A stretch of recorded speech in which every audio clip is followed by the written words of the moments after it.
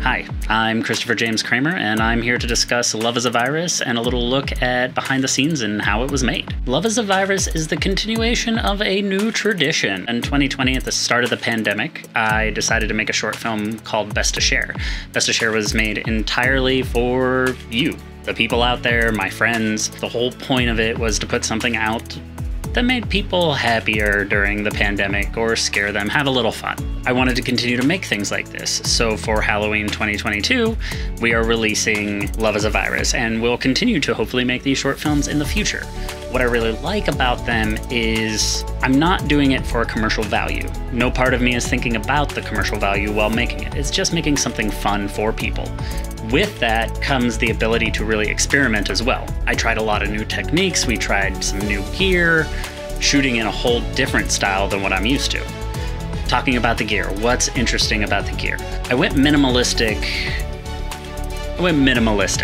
I shot on an iPhone 14. I finally upgraded from the iPhone 7 to the iPhone 14, which was a really big move for me. I see people shooting on iPhones all the time. I see these kids coming out with shorts and TikToks and social media pieces that are mind-blowing.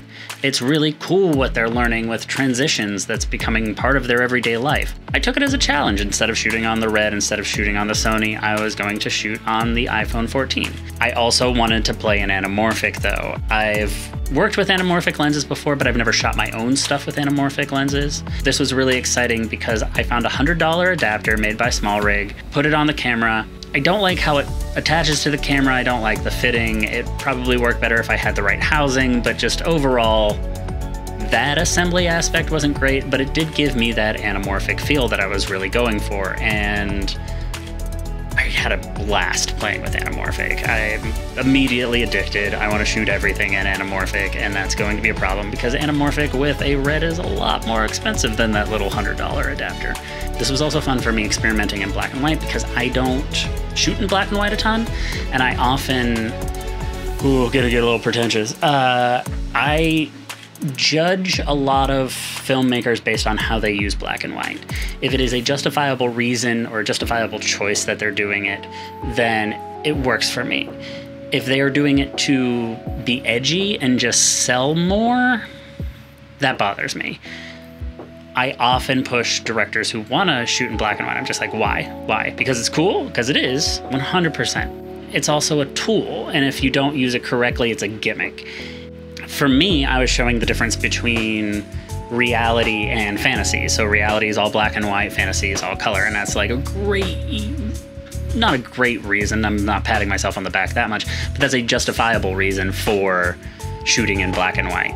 And a lot of films do it really well. It's just something that I come to the table being a little judgy about the justifiable reasons for their color choices. The timeline of this project was really interesting because it started about a month before we shot. That's because Devin, Brooke, and Kari Swanson, our two leads, were working out together. Devin is a Krav Maga and box and burn instructor. They're not a fusion things, those are two separate certifications, and she teaches Kari.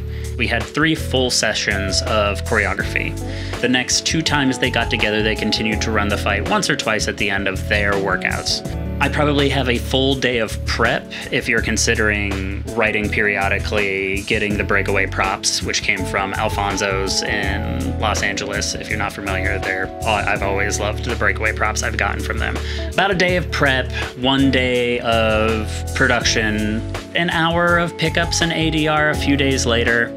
For me, the editing workflow came out to almost exactly 1 full day of editing, 1 full day of sound design, 1.5 days of mixing because I was the full crew on this. I did not record production audio as well as I should have if this was a bigger production, but I also knew that I have the capability to ADR fully everything because we shot in my apartment. This project also brought some fun faces together. I'm always a fan when James Donovan can come out and, he's becoming my right hand on so many projects, but it was really great to get him involved in some voice acting because he played our emergency announcer and he wants to do more voice work. So if you're looking for a voice actor, James Donovan.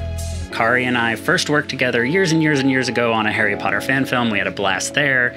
I was working as an actor at that point in time. Now we're collaborating. She works behind the scenes for me on some things, and then on this project is in front of camera again. And this is my first time working with her as a director, which was exciting.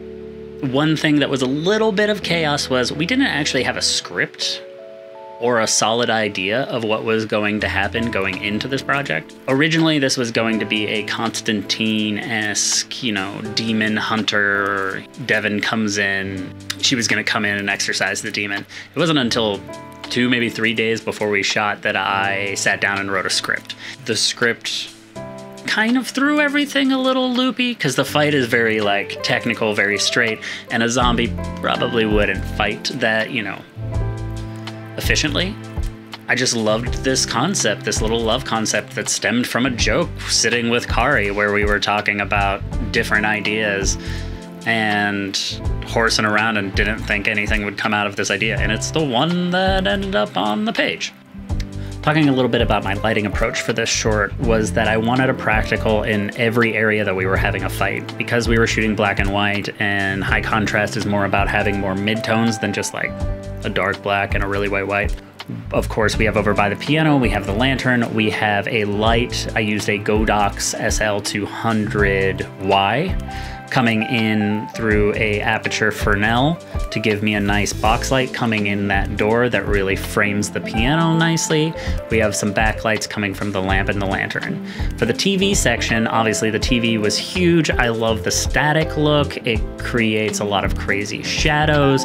It increases the intensity of the scene. Just having that static noise is a little bit of an earworm that like gets in there and hurts just a little bit, and that's what you want to build that suspense. And then by the door we put a practical lamp on the ground sideways as if she knocked it over when she was coming in after being bitten.